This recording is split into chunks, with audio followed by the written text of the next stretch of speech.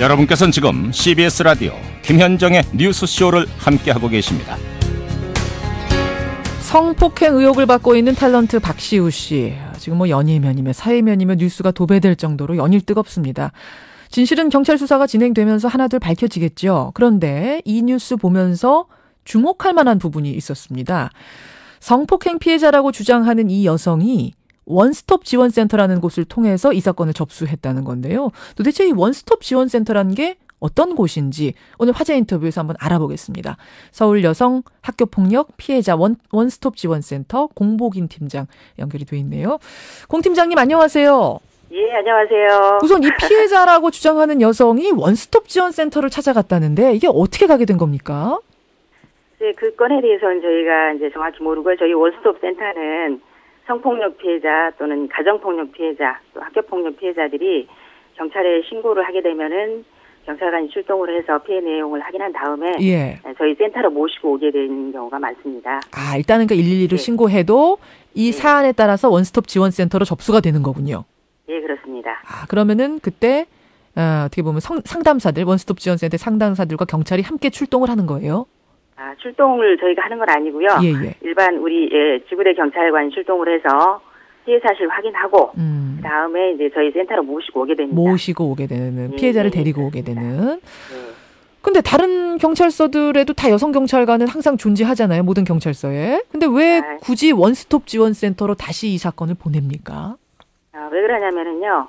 일단 일선에도 여자 경찰관이 있지만 저희 원스톱 센터에서는 전문 상담사님들이 계시고 또 상담부터 또 진료도 받을 수 있고 또 다른 치료도 받을 수 있고 또 법률 지원 또 심리 치료까지 받을 수 있는 그 피해자 지원 시스템이 돼 있기 때문에 성폭행 피해자나 이런 그 가정폭력 피해자들은 저희 센터로 모시고 오게 됩니다. 말하자면 성폭력 피해자들이다 보니까 어떤 다른 피해자들보다도 심리적으로 상당히 위축된 상태잖아요. 그렇죠. 그거를 그냥 다른 무슨 강도 사건 수사하듯이 수사하는 것이 아니라 그럼 또 제2의 폭력이 될 수도 있으니까. 그렇습니다. 어떻게 보면 세심한 배려네요, 이게.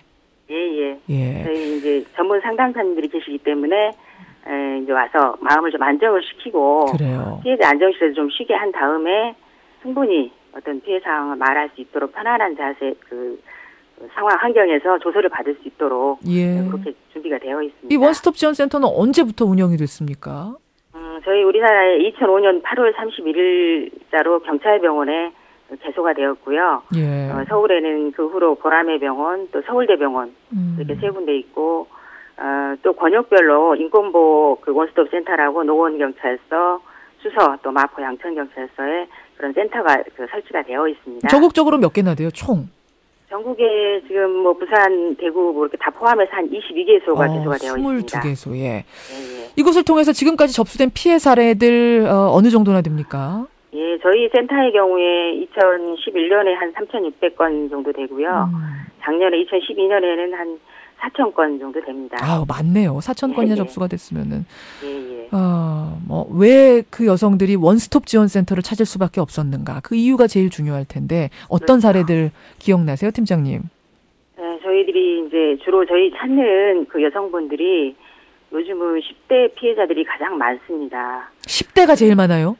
예, 그렇습니다. 10대가 거의 그 나이대 중에 한 45% 정도 차지를 해요. 이 청소년들이 사실 그 부모님에게도 털어놓지 못하고 고민을 하다가 어떤 이제 그 상담센터나 여성의 전화나 또 아니면 학교 선생님이나 아니면 어떤 다른 친구나 이런 걸 통해서 저희 센터로 이제 오게 되는 거죠. 돌아서 이제 오는 거예요. 고민하다가. 예. 어떤 학생들 생각나세요? 주로 이제 저희 지난번에 가장 기억에 남는 게 중3 여학생이었는데 이제 같은 동국 그 남학생으로부터 이제 성폭행을 당해서 이제 고민을 부모님에게 말도 못 하고 있었는데 한 3개월 지나서 보니까 생리도 없고 임신을 한 거예요. 임신을 한 거예요? 중3 학생이? 그렇죠. 예, 그래서 이제 그런 이제 인터넷 검색을 했던 모양이에요. 인터넷 검색을 해보니까 이제 이런 지원센터가 있다는 걸 알고 전화를 주셨어요. 네, 그래서 아무 시간에나 가능하니까 우리 센터를 방문해달라. 했더니 처음에는 그러면 나중에 어떤 그 가해자를 처벌하게 되면 자신이 어떤 피해를 당하지 않느냐. 보복당할까봐 또 걱정돼서. 그렇죠. 네, 그런 부분이 염려가 돼서 선뜻 방문한다고 안 하는 거예요. 그래서 저희들이 가해자 처벌하고는 지금 생각하지 말라. 우선 너 자신이 치료를 받아야 된다. 그렇죠. 설득을 해서 방문을 하도록 유도를 해서 이제 한 2, 3회 정도 방문해서 상담을 받았고요. 예. 결국은 이제 저희가 부모님한테 알리는 거 동의를 받아서 부모님한테 알리고 어떤 이제 처리를 해드린 그런 사례도 있습니다. 그럼 가슴 아픈 사례들. 또 제일 가슴 아팠던 사례 뭐 또 어떤 거 기억나세요? 제일 가슴 아팠던 거는 이제 의붓 아버지로부터 한 7, 8살 때부터 지속적으로 이렇게 성폭행을 당한 그런 사례가 있었는데요. 계부로부터 7, 8살이요? 예. 그럴 때부터 시작해가지고 지금 13살 뭐 이 정도 됐으니까 전혀 판단 능력이 없는 아이가 그런 피해를 당해서 누구한테 그게 성폭행인지도 모르고 그렇죠. 이제 있다가 중학생 정도가 되면서부터 이제 이게 아니다 해서 이제 엄마가 알게 돼가지고 저희 센터를 방문한 그런 경우도 있거든요. 그래서 그런 경우에는 일단 같이 아버지와 살 수 없기 때문에 저희가 이제 상담 치료하고 또 그 이제 보호시설로 입소하도록 연결을 해드린 그런 사례가 있습니다. 공복인 팀장님, 오늘 우리가 이렇게 연결을 한 중요한 이유 중에 하나가 어딘가에서 지금 비슷한 이 학생들처럼 비슷하게 마음속으로 끙끙 앓고 있는데 어디다 호소할 곳 없는 여성들이 또 있을 수가 있거든요. 이 여성들이 어떻게 하면 이 원스톱 지원센터를 이용할 수 있을까? 마음에 상처받지 않고 당장 어떻게 하면 돼요? 일단 뭐 112 신고를 하셔도 되고요. 아니면 182 신고도 있고요. 182번 전화 그냥 들고 182 찍으면 됩니까? 그렇죠. 그러면 경찰 상담 사람들이 연결이 되니까요. 그러한 내용을 상담을 받고 싶다 하면은 저희 센터로 연결을 해주세요.